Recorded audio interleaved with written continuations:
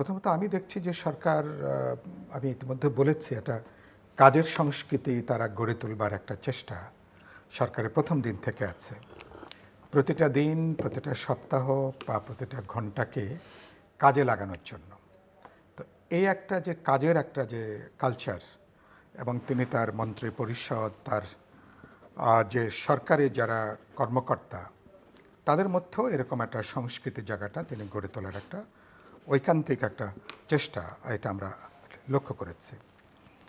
এখন এটা নির্ভর করবে তিনি যেটা চর্চা করছেন, তার সহকর্মীরা যারা কর্মকর্তারা আছেন তারা সেটা কতখানি অনুসরণ করছেন, তারা অনুসরণ করতে পারছেন কিনা।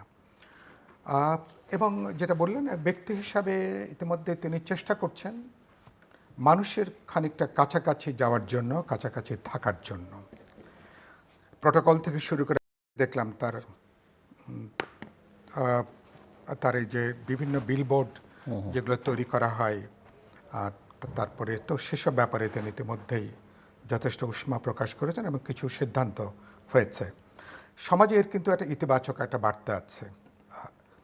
আর গুরুত্বপূর্ণ আমি মনে করি সরকারের অগ্রাধিকার ছিল বিশেষ করে মানুষের সামাজিক ক্ষেত্রে, অর্থনৈতিক ক্ষেত্রে মানুষের কিছু রিলিফ দেওয়া, স্বস্তি দেওয়া। সেদিক থেকে সরকার অসংখ্য উদ্যোগ নিয়েছেন। ফার্মার্স কার্ড থেকে শুরু করে ফ্যামিলি কার্ড, ফার্মার্স কার্ড, নানা অসংখ্য ধরনের উদ্যোগ সরকার নিয়েছেন। তো এটা মনে করি কিছু ভালো উদ্যোগ যেগুলো আছে এখন এটা। এবং আরেকটা সিদ্ধান্ত হয়েছে, এটা কোনো দলীয় বিবেচনায় এগুলো দেয়া হবে না। যদি এটা নিশ্চিত করা যায়, এটা বড় একটা মাইলফলক হয়ে উঠতে পারে এই সরকারের জন্য। কারণ এই সোশ্যাল সেফটি নেটওয়ার্কের আমরা দেখেছি এটা একেবারে দলীয় চিন্তা, দলীয় প্রভাব দ্বারা মানে এগুলো কিন্তু এ পর্যন্ত হয়ে আসছে। এটা করা কঠিন যারা লোয়ার লেভেলে কাজ করেন, তাদের দলীয় বিবেচনার বাইরে যে সত্যি সত্যি জেনুইনলি টার্গেট গ্রুপকে আপনি নির্দিষ্ট করা, তাদের কাছে পৌঁছানো, এটা একটা গুরুত্বপূর্ণ চ্যালেঞ্জ মনে করি। সরকার ইতিমধ্যেই মাত্র 3.5-4 মাসের মধ্যে একটা বাজেট দেওয়া, সম্ভবত এইবারই বাজেটে এটা নিয়ে বড় ধরনের কোনো, এটা গণবিরোধী বাজেট, এটাকে তাৎক্ষণিক প্রত্যাখ্যান, যেটা আমরা এ পর্যন্ত দীর্ঘ বা আমি আমার রাজনৈতিক জীবনও, আমি যে প্রায় বলতে পারেন প্রায় 50 বছরের মতন যদি বলি, ছাত্র জীবন থেকে শুরু করে, তো আমরা সেই কথাগুলো এবার ওইভাবে আর বলা যায়নি।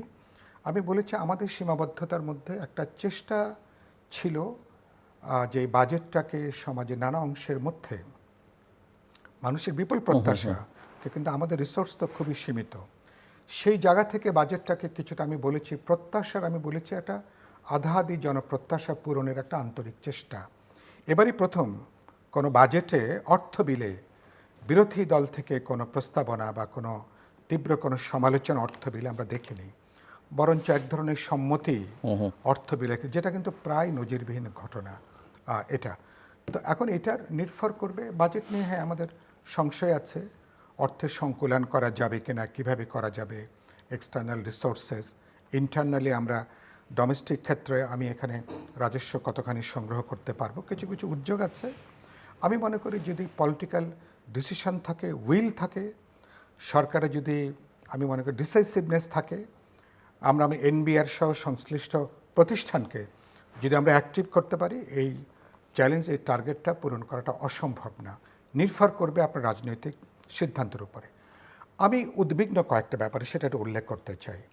আমি একটা নির্বাচিত সরকারের কাছে প্রথম আমাদের চাওয়াটা ছিল আপনি জানমালের নিরাপত্তা নিশ্চিত করবেন, জীবন জীবিকার নিরাপত্তা নিশ্চিত করবেন। এখানে কিন্তু এই রেকর্ডটা, এটা কিন্তু খুব ভালো স্কোর সরকার করতে পারছে না, ভালো নম্বর আমি সরকারকে দিতে পারছি না। তবে হোম মিনিস্টার কিন্তু পার্লামেন্টে দাঁড়িয়ে বলেছেন যে অতীতের যে কোনো সময়ের চাইতে মানে ওটা একটা কাগজের কথা, কিন্তু আমি বাস্তবে দেখছি যে পুরনোটা কিন্তু কোনো না কোনোভাবে আবার কিন্তু রিপিট করছে।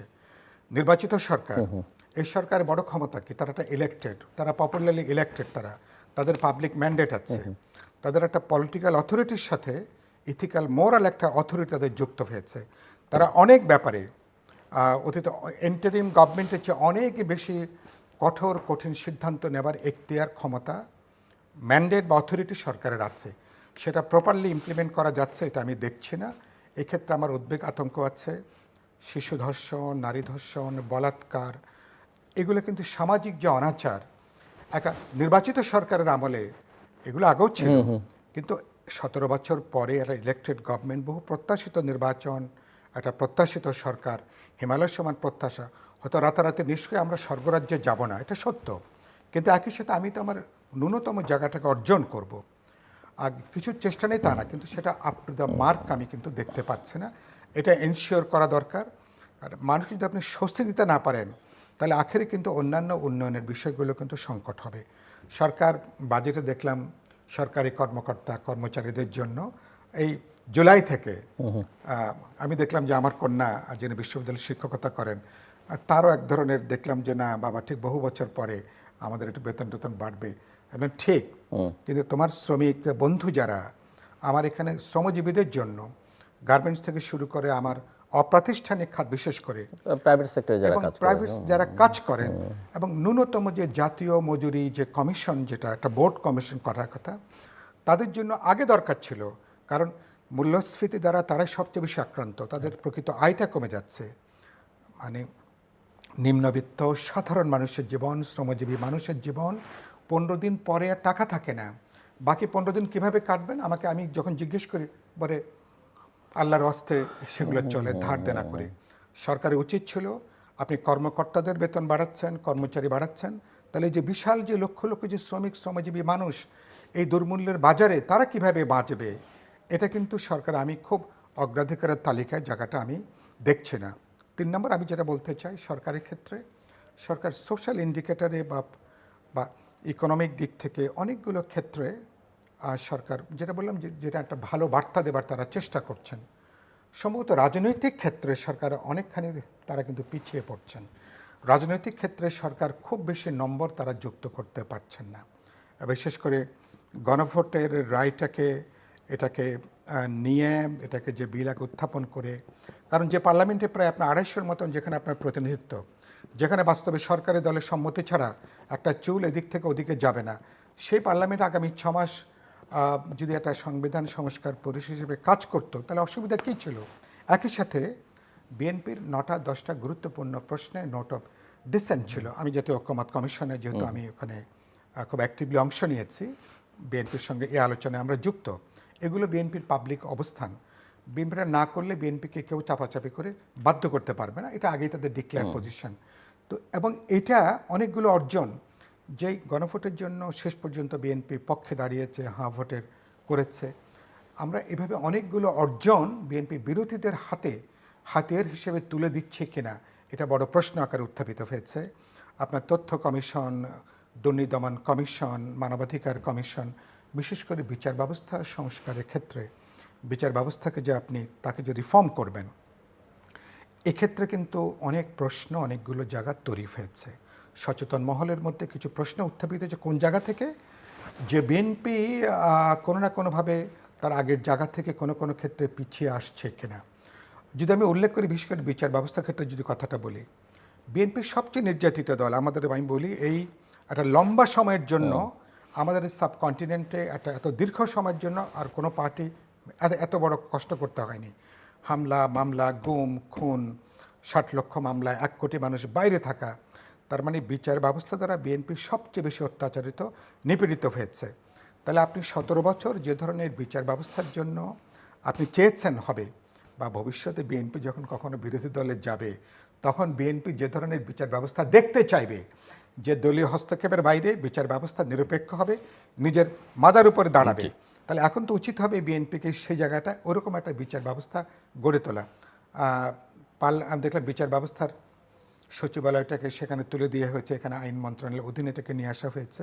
এগুলো নাগরিকদেরকে উদ্বিগ্ন করেছে। পলিটিক্যালি এই জায়গাগুলো ভালো বার্তা যাচ্ছে না। আর আপাতত শেষ করি যেটা বলে, আর অন্যগুলির ক্ষেত্রে আপনি বলছেন, আমাদের মাননীয় প্রধানমন্ত্রী বললেন, তিনি ঐক্যের কথা বললেন, আমাদের পার্থক্য থাকবে, এটা মানে এটা তো নিশ্চয়ই আমরা চাই, এটা অভ্যুত্থানের ঐক্য এখন থাকবে না। তারপরও নানা প্রশ্নে বিতর্ক থাকার পরও কিছু গুরুত্বপূর্ণ প্রশ্নে অবশ্যই জাতীয় ঐক্যটা লাগবে। কিন্তু সেদিক থেকে এখনো পর্যন্ত রাজনৈতিক স্ফেয়ারে 20, 25, 30% যে মানুষ বা যারা যাদের এখন রাজনীতি করবার সুযোগ নেই, এই ঐক্যটা কি তাদেরকে বাইরে রেখে, তাহলে তার জন্য ডেমোক্রেটিক স্পেসটাকে, এটা একটা গুরুত্বপূর্ণ প্রশ্ন। বিএনপিকে আগামীতে এই প্রশ্ন অ্যাড্রেস করতে হবে। পাশের দেশে ইন্ডিয়া, আমি মালয়েশিয়া চীনে যাওয়ার মধ্য দিয়ে আমরা একটা ভালো বার্তা দিয়েছি। চীনের সাথে আমাদের বহুমাত্রিক সম্পর্ক আগে থেকে ছিল, কিন্তু আমার সবচেয়ে পাশের বড় প্রতিবেশী যে ইতিমধ্যে একদিকে সে দ্বৈত ভূমিকা করছে, একদিকে সে বন্ধুত্বের বার্তা দিচ্ছে আমার ইলেক্টেড বিএনপি আসার পর থেকে, আর অন্যদিকে সে জবরদস্তি করে আমাকে পুশিং করার চেষ্টা করছে, সীমান্তে হত্যাকাণ্ড ঘটাচ্ছে। তাহলে এই বৈরী প্রতিবেশীর সাথেও তো আমাকে বসবাস করতে হবে। ওটা আপনি অ্যাভয়েড করতে পারবেন না, বাকি যাই তাহলে বসবাস করতে আমি বন্ধু পরিবর্তন করতে পারবো, আমি তো প্রতিবেশী আমি তো পরিবর্তন করতে পারবো না। তাহলে মিনিমাম ওয়ার্কিং অ্যালায়েন্সটা কীভাবে তৈরি করব, এটা নিয়ে প্রজ্ঞা, দূরদর্শিতা লাগবে, অনেক বেশি আপনাকে বুদ্ধিমত্তার সাথে পূর্বে এটা করতে হবে। আমি মনে করি এই 4.5 মাস আমি মনে করি সরকার একটা ভালো বার্তা দেওয়ার চেষ্টা করছে। সবচেয়ে গুরুত্বপূর্ণ যে সরকার মানুষের কল্যাণ চায়, সরকার মানুষের জন্য ভালো কিছু ডেলিভার করতে চায়, এটাই সবচেয়ে গুরুত্বপূর্ণ বার্তা গেছে। এই বার্তাটা বিএনপির উপর থেকে নিচ পর্যন্ত নেতাকর্মীরা তারা অনুসরণ করতে পারছেন কিনা। আজ কোথায় কোথায় দেখলাম যে চাঁদাবাজির বিরুদ্ধে মিছিল করতে যে নাকি হামলার শিকার হয়েছে কোন কোন দল, এবং এটার সাথে বিএনপির লোকের নামটা বেরিয়ে আসছে। আমরা এই আমলে এই ধরনের ঘটনা আমরা কিন্তু দেখতে চাইব না। এবং আমি আপাতত বলি, দুর্বৃত্ত, চাঁদাবাজ, মাফিয়া, এটাকে কোনো রাজনৈতিক পরিচয় দিয়ে তাকে বিবেচনা করা যাবে না। এবং বিএনপিকে আগে নিজের ঘর পরিষ্কার করতে হবে, যেটা আমি আওয়ামী লীগ সময় বলতাম। বিএনপির যে তারেক রহমান সাহেব যে তিনি বার্তা দেওয়ার চেষ্টা করছেন, এই নিজের ঘর থেকে এই কাজটা আগে তাকে এখন শুরু করতে হবে। তাহলে আমি মনে করি বিএনপির জন্য একটা উজ্জ্বল ভবিষ্যৎ হয়তো অপেক্ষা।